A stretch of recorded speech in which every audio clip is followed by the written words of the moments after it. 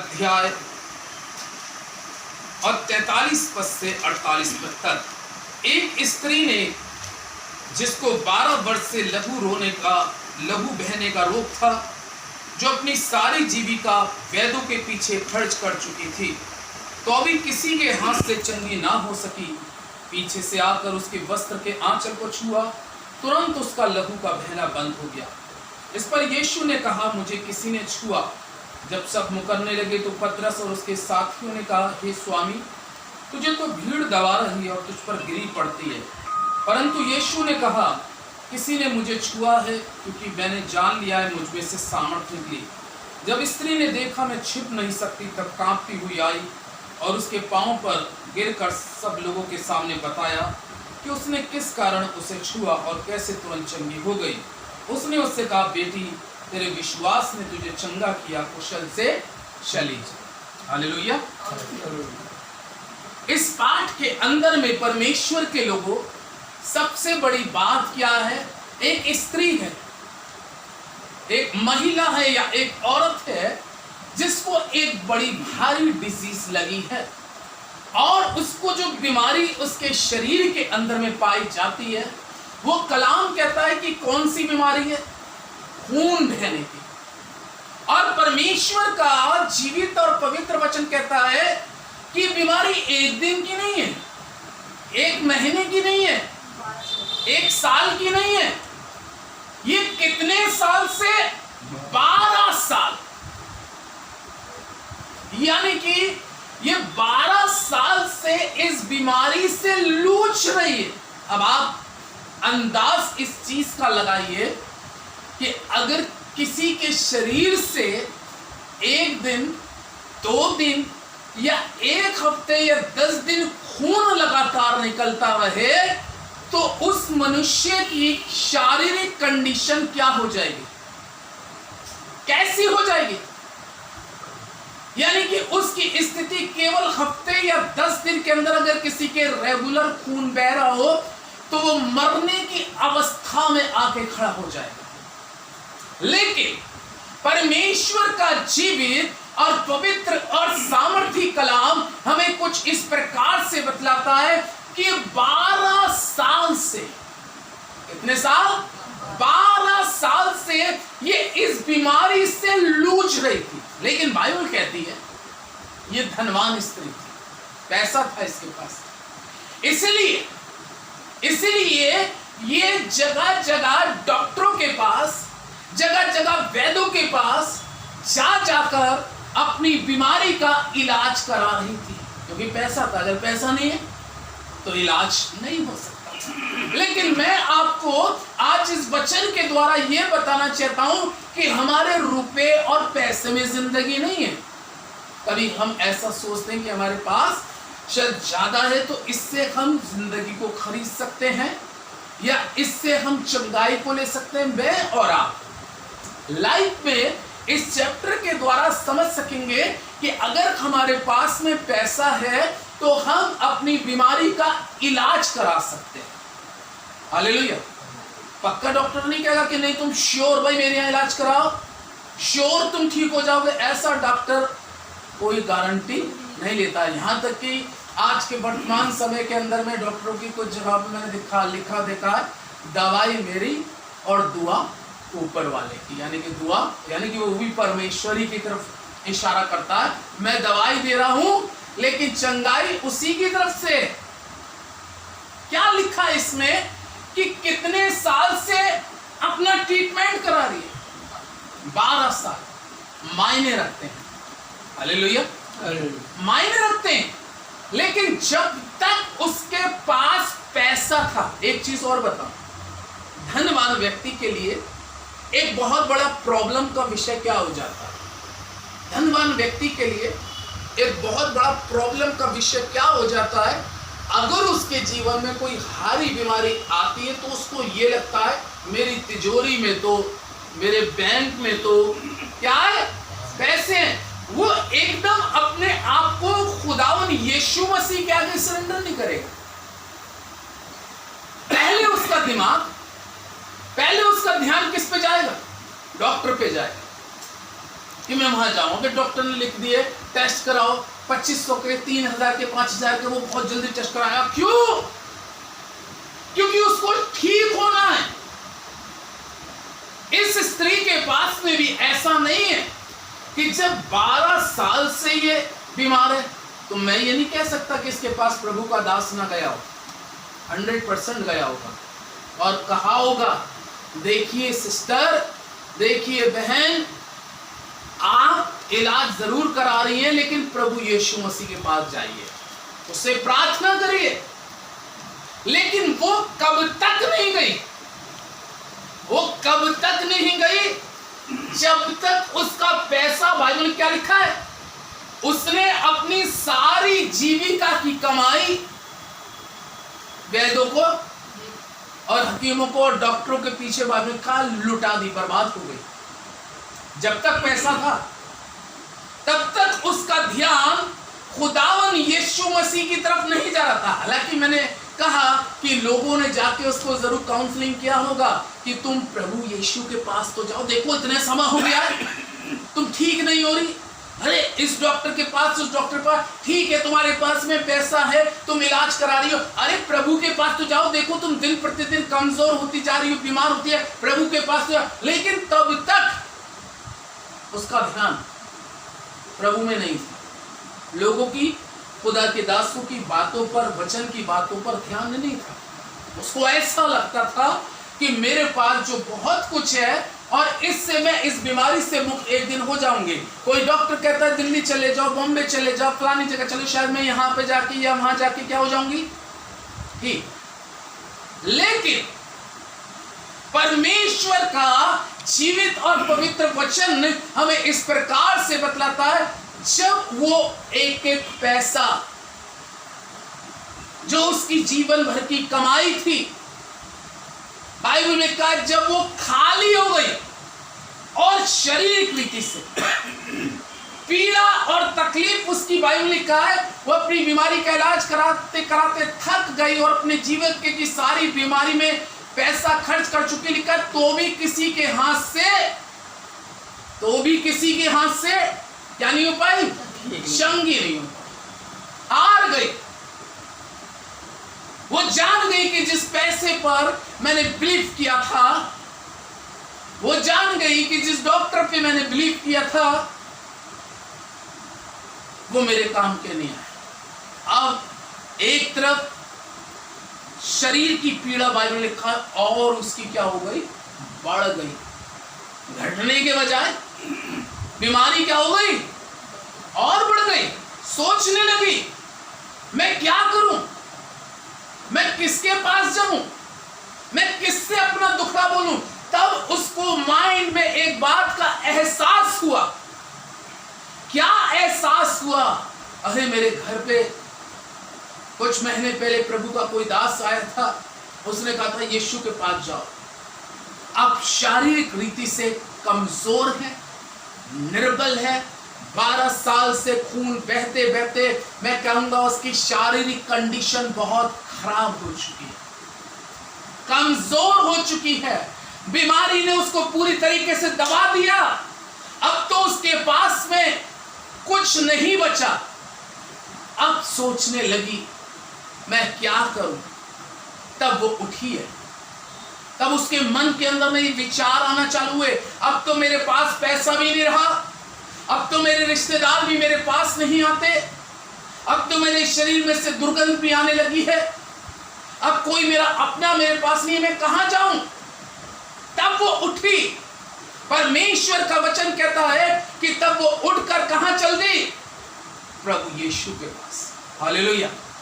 हमारे जीवन के अंदर में कैसी ही बड़ी प्रॉब्लम हो, कैसी ही बड़ी समस्या हो, हम अपना दुनियावी रीति से जो प्रयास है वो करना है तो करें, लेकिन मैं आपको बताऊं पहला दर्जा हमें प्रभु के पास जाके देना, पहले प्रभु से पहले की जरूरत। जब वो खाली हो गई, मैं सोचता हूं कि जब वो खाली हो गई तब गई, उसका सब कुछ भरा भी रहता अगर पहले ही चली जाती। हालेलुया।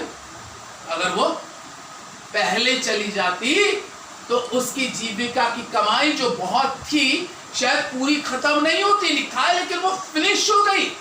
सारी अपनी दौलत संपत्ति उसकी पूरी तरीके से क्या हो गई, खत्म हो गई। तब आई, कलाम में लिखा है, क्योंकि जब प्रभु यीशु मसीह चलते थे, यीशु मसीह के पीछे एक आदमी नहीं चलता था, दो नहीं चलते थे, 100-200 नहीं चलते थे। उसकी सभाओं में अगर हम बात करें तो 5,000 10,000 एक बड़ी भीड़ चलती थी, बड़ी भीड़। क्योंकि वो बड़ी भीड़ इसीलिए चलती थी, कुछ चंगाई को पाने के लिए जाते थे, कुछ अपने मरीजों को, दुष्ट आत्माओं को निकलवाने के लिए जाते थे, कुछ लोग ऐसे थे कि बांस थे कि उनके बच्चे हो जाएं, किसी के पास में रोजी रोजगार नहीं की, रोजी रोजगार की आशीष दे देगा। कुछ लोग ऐसे भी जाते थे कि उनके साथ में जाएंगे तो खाने को रोटी मिलेगी। हर तरीके के लोग होते हैं। हालेलुया। और बाइबल इस प्रकार से कहती है, जब वो भीड़ के अंदर में घुस गई, क्योंकि अब उसको पहचानना था। अभी तक लोगों से सुनती थी कि यीशु मसीह, उसको पहचानना था। कौन इतनी बड़ी भीड़ में यीशु, मैंने तो देखा नहीं, कैसे पहचानूंगी। लेकिन बाइबल में लिखा है कि जब वो उस भीड़ के अंदर में प्रवेश करती है, उसके अंदर में एक विश्वास आ गया, यही है यीशु, यही है यीशु। वो उसके पास में ये नहीं गई कि यीशु मसीह मेरे सिर पे हाथ रखो, मेरे सिर पे हाथ रख के दुआ करो, ऐसा नहीं कहा। बाइबल इस प्रकार से कहती है कि जब वो भीड़ के अंदर में घुसती है तो केवल और केवल उसके वस्त्र को छूती है। हालेलुया। वस्त्र को छूती है, उसने प्रेयर नहीं कराई। लेकिन परमेश्वर का जीवित और पवित्र वचन क्या कहता है कि जैसे ही उसने यीशु के वस्त्र को छुआ, लिखा है यीशु मसीह के अंदर से क्या निकली है, सामर्थ निकली है। हालेलुया। सामर्थ किसके पास जाती है यीशु की, मालूम है? जिसके अंदर पूरा तरीके से क्या भरा होता है, विश्वास। हालेलुया। क्योंकि यीशु मसीह ने जितने मौजज़े किए, ज्यादातर उसने यही कहा, तेरे विश्वास के अनुसार तेरे लिए हो जा, तेरा विश्वास के अनुसार तेरा अंधा देखने लगे जा, वो दुष्ट आत्मा निकल गई तेरा विश्वास के अनुसार। यहां पर भी ये स्त्री जो है, जब प्रभु यीशु मसीह के पास में आती है तो जब उसके वस्त्र को छूकर हरक हो गई, लेकिन लिखा है कि यीशु के अंदर से सामर्थ निकली है। और जब वो सामर्थ निकली है तो उसने अपने आप को चेक किया, उसने अपने आप को जांचा, और जांचने के बाद में उसको लगा अब मेरा बीमारी, मेरा खून क्या हो गया, बंद हो गया। हालेलुया। उसका खून का निकलना जब उस घड़ी बंद हो गया है तो परमेश्वर का जीवित और पवित्र और सामर्थी कलाम क्या कहता है, यीशु मसीह ने अपने शिष्यों से कहा, मुझे किसी ने छुआ है। हालांकि उसको मालूम है किसने छुआ है, हालांकि उसको मालूम है कौन चंगाई पाया है, हालांकि उसको मालूम है मेरी सामर्थ किसके अंदर में गई है। प्रभु यीशु मसीह एक चीज देखना चाहते हैं कि जिसको मैं आशीष देता हूं, जिसको मैं चंगाई देता हूं, जिसके जीवन में मैं काम करता हूं, वो मेरे लिए क्या बोलता है, उसके जीवन की टेस्टमनी क्या होती है, उसके जीवन की मेरे लिए क्या गवाही होगी। बाइबल में लिखा है यीशु मसीह बार बार अपने शिष्यों से कह रहे हैं, वो भी एक कोने में सुन रही है भीड़ में। यीशु मसीह कह रहे हैं मुझे किसी ने छुआ है, हालांकि उसको मालूम है मैंने छुआ है, और ये भी मालूम है, यीशु कह रहे हैं मेरे अंदर से सामर्थ निकली है, उसको ये भी मालूम है मेरे ही अंदर सामर्थ आई है।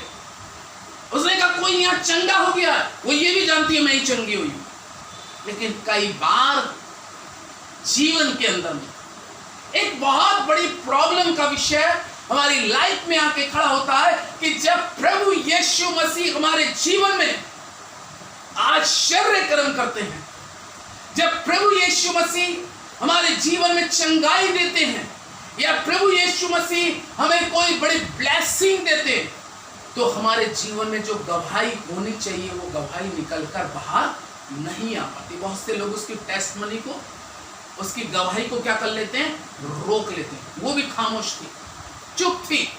बाइबल में कहा है पतरस और उसके शिष्य कहने लगे, हे प्रभु तेरे ऊपर में तो भीड़ गिर रही है, तू कह रहा है मुझे किसी ने छुआ है। उसने कहा भीड़ का गिरना मेरे ऊपर में अलग बात है, लेकिन किसी का छूना एक अलग बात है। आमीन।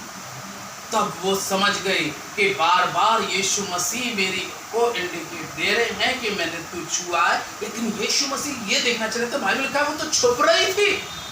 आशीष पाके छुपना नहीं है, चंगाई पाके छुपना नहीं है, बल्कि उस आशीष का तो ढिंढोरा बजा देना, उस चंगाई की तो टेस्ट बनी देना है, ताकि उससे दूसरे भी जाने और दूसरे लोग भी इस बात पर विश्वास करें कि यीशु मसीह बड़े अद्भुत काम करता है। हालेलुया। क्या लिखा है परमेश्वर के कलाम में कि तब जब सब मुकरने लगे, तब लिखा है वो कांपती हुई। कैसे? कांपती हुई, थरथराती हुई, डरती हुई यीशु के पास आई। यीशु मसीह को तब लगा होगा कई बार कहने पर अब ये निकल के आई है, कई बार कहने पर अब निकल के आई है। काम मेरे जीवन का हो चुका है, मैं बार बार कह रहा हूं मुझे छुआ, मुझे छुआ। पतरस कह रहा है भीड़ गिर रही है, लोग कह रहे हैं तेरे ऊपर तो इतने लोग हैं, हजारों की भीड़ चल रही है। लेकिन यीशु मसीह तो ये जानता, बाइबल में लिखा है वो मन और गुर्दों को जांचने वाला परमेश्वर। हालेलुया। वो मन और गुर्दों को जांचने वाला परमेश्वर है। वो जानता है कौन स्वस्थ हुआ है, वो जानता है कौन चंगाई पाया, वो जानता है किसका रोग खत्म हो गया, जानता है किसकी कमजोरी चली गई, वो जानता है किसके जीवन में सुख आ गया। वो यीशु मसीह सारी चीजों को बेहतर तरीके से जानता है। बाइबल कहती है जब वो उसके पास कांपती हुई आई और आकर उसने टेस्टमनी दी, गवाही दी, हाँ मैं वही स्त्री हूँ, हाँ मैं वही औरत हूँ जो 12 साल से अपनी बीमारी का इलाज करा रही थी, किसी के हाथ से चंगी नहीं हुई, लेकिन जब मैंने तेरे को छुआ तो मैं क्या हो गई। जब उसकी गवाही वहां पर लोगों में फैली है तो वहां पर यीशु मसीह की महिमा बढ़ गई। हालेलुया। यीशु मसीह ने एक बात बहुत अच्छी कही। क्या कही? बेटी तेरे विश्वास ने तुझे क्या कर दिया?